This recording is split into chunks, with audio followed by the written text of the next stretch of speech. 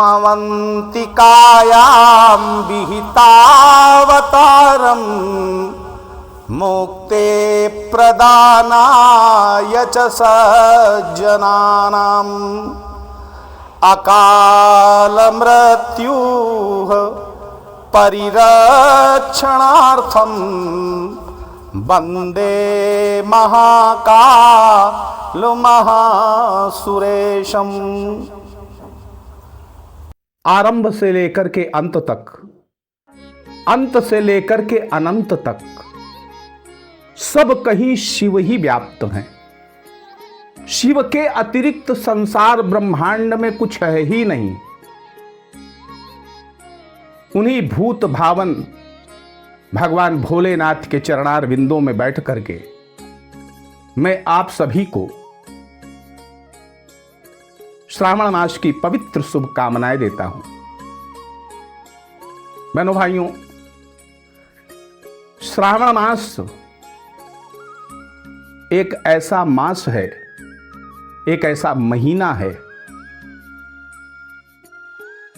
जब आप देवाधिदेव महादेव के सबसे समीप रहते हैं, सबसे करीब रहते हैं। ऐसा क्यों? क्योंकि प्रायः अन्य महीनों में शिव अपनी समाधि में रहते हैं, अपनी साधना में रहते हैं। लेकिन देवशयनी एकादशी के बाद जब भगवान श्री नारायण योग निद्रा में चले जाते हैं, तब सारे ब्रह्मांड का प्रभार भूत भावन भगवान भोलेनाथ के कंधों पर रहने के कारण यहां पर वो बिल्कुल जागृत अवस्था में रहते हैं। और जब शिव जागृत अवस्था में रहते हैं तो हमारी की गई साधनाएं, उनका प्रभाव सीधा पड़ता है हमारे ऊपर। उसके सकारात्मक रिजल्ट, उनकी कृपा, उनकी करुणा हमें सहजता से प्राप्त हो जाती है। इस पवित्र मास को बिल्कुल व्यर्थ नहीं जाने देना चाहिए। और अब की बार का जो 2024 का श्रावण मास है, ये कुछ मामलों में विशिष्ट है। 22 जुलाई से प्रारंभ होने वाला पवित्र श्रावण मास सर्वार्थ सिद्ध योग के साथ प्रारंभ हो रहा है। और दूसरी बड़ी विशेषता इस मास की यह है कि इस महीने 5 सोमवार हैं। सामान्य रूप से कहा जाता है कि जिस महीने में 5 सोमवार रहते हैं, उस महीने में जो जनता है वो प्रसन्न मुद्रा में रहती है, उसके आय के साधन मजबूत रहते हैं, उसके घर में और सामाजिक वातावरण में कलह शांत रहती है, और सबसे बड़ी बात कि पूजा पाठ में मन लगता है। तो इस बार श्रावण के पवित्र मास में 5 सोमवार का पड़ना ईश्वरीय कृपा के अतिरिक्त और कुछ नहीं हो सकता है। ये उनकी अहेतुकी कृपा है अपने भक्तों के लिए कि जिस महीने की शुरुआत सोमवार से हो रही है और उस महीने का विराम भी सोमवार को ही होगा। यानी मास की शुरुआत सोमवार से और मास का अंत भी सोमवार से। पहला सोमवार 22 जुलाई को, दूसरा सोमवार 29 जुलाई को, तीसरा सोमवार 5 अगस्त को, फिर 12 अगस्त को, और उसके बाद 19 अगस्त से श्रावण मास समाप्त हो जाएगा। यानी शुरुआत भी सोमवार से और मास का जो समापन है वो भी सोमवार से। योग कौन से हैं? प्रीति योग। प्रीति योग यानी आपस में सामंजस्य बढ़ेगा, सौहार्द बढ़ेगा। वो जो प्रेम की कलियां सूख गई थीं कालांतर में, वो इस महीने में फिर एक बार खिल जाएंगी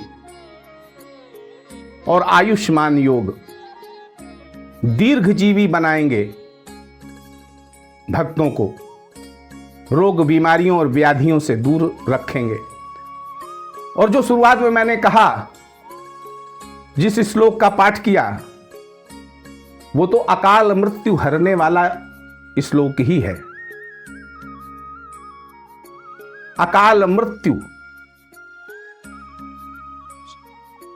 को दूर करने वाला, अकाल मृत्यु का हरण करने वाला ये श्लोक उज्जैन के महाकाल जी के लिए, महाकालेश्वर भगवान के लिए कहा गया है।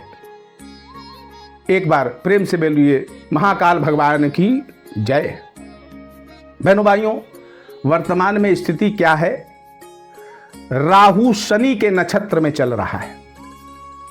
अब राहु का शनि के नक्षत्र में गोचर 2 महीने रहने वाला है।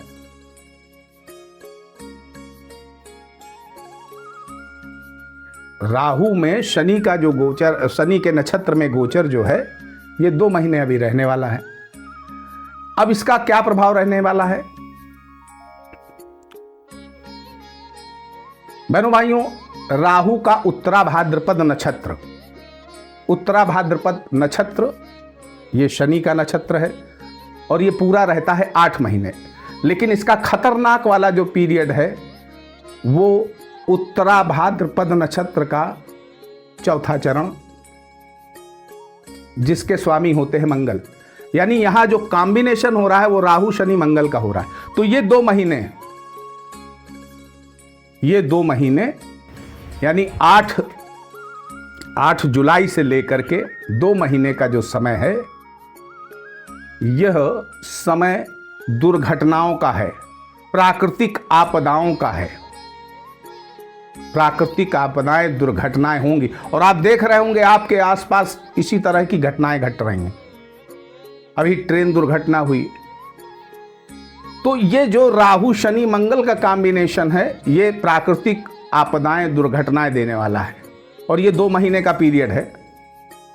एक नक्षत्र में 4 चरण और एक एक चरण 2-2 महीने का राहु के लिए। तो बहनों भाइयों, इस विपरीत समय में ये श्रावण मास का आना आपको इन सारी परेशानियों से, दुर्घटनाओं से बचाएगा और आपकी रक्षा करेगा। बहनों भाइयों, इसी मास में 4 अगस्त को रवि योग का एक बड़ा दुर्लभ संयोग भी बन रहा है।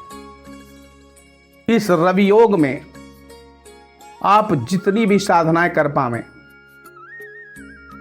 कर ले, और हो सके तो श्वेतार्क का एक पौधा जरूर लगा ले। श्वेतार्क का एक पौधा जरूर लगा ले। श्वेतार्क यानी सफेद मदार अकवन भी कहते हैं। इसका पौधा 4 अगस्त को जरूर लगा दें। कहाँ लगा दें? भगवान शिव मंदिर के प्रांगण में, जिससे वहां आने वाले भक्त उस श्वेतार्क के पुष्प भगवान शिव के चरणों में चढ़ा दें। जिसके सपने अच्छे ना आते हों, जिसका मन हमेशा अज्ञात भय से ग्रसित रहता हो, जिसके जीवन में कुछ अच्छा घटित न हो रहा हो, उसको प्रतिदिन इस श्रावण मास में भगवान को शमी पत्र चढ़ाना चाहिए। जिसकी शनि की 7.5 चल रही है, ढैया चल रही है, महादशा चल रही है, उन सबको 22 जुलाई से लेकर के 19 अगस्त के बीच में प्रत्येक दिन शिवलिंग पर शमी पत्र चढ़ाना चाहिए। जिनके जीवन में तरक्की की ख्वाहिश है, जीवन के अभाव दूर करने की ख्वाहिश है, और सबसे बड़ी बात कि जिनको भक्ति की ख्वाहिश है, क्योंकि भक्ति किराए पर नहीं मिलती, खरीदने से नहीं मिलती। भक्ति स्वतः हृदय में प्रकट होने वाला भाव है। तो उनको बेल पत्र में राम लिख करके भगवान शिव पर चढ़ाना चाहिए। सब तरह का कल्याण होगा, पुत्रों का, नाती पोतों का, आपका, आपके परिवार के सभी सदस्यों का, सभी कुटुंबी जनों का, सबका कल्याण होगा।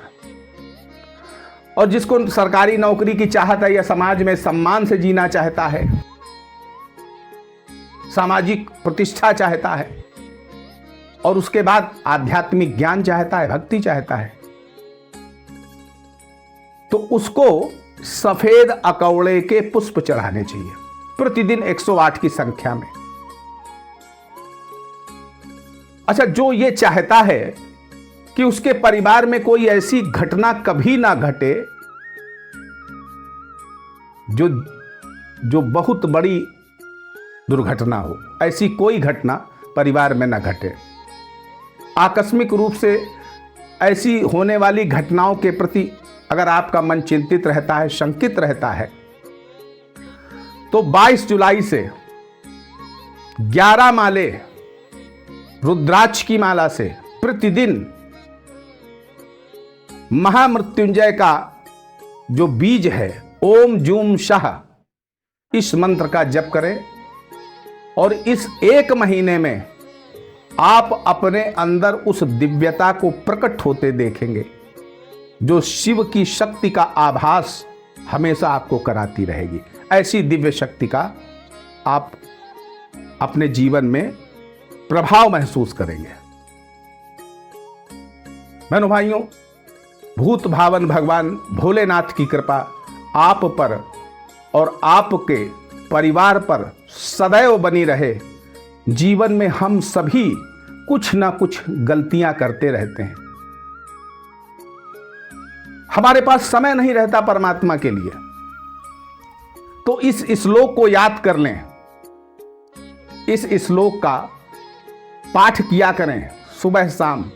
आप अगर समय परमात्मा के लिए ना भी दे पावें तो भी आपकी अटेंडेंस उनके दरबार में लग जाएगी।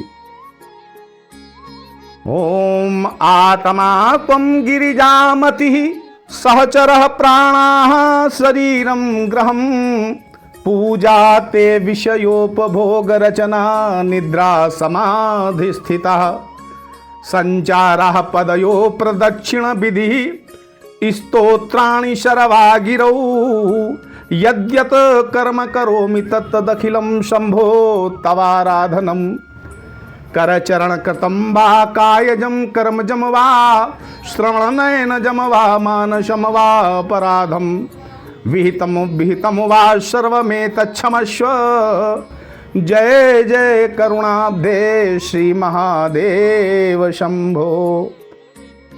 न जानामि योगं जपं नैव पूजां न तोऽहं सदा सर्वदा सम्भुतुभ्यं जरा जन्म दुःखौघ तातप्यमानं प्रभो पाहि आपन्नमामीश शंभो। प्रभो पाहि आपन्नमामीश शंभो। प्रभो पाहि आपन्नमामीश शंभो। प्रेम से बोलिए भोलेनाथ बाबा की जय हो।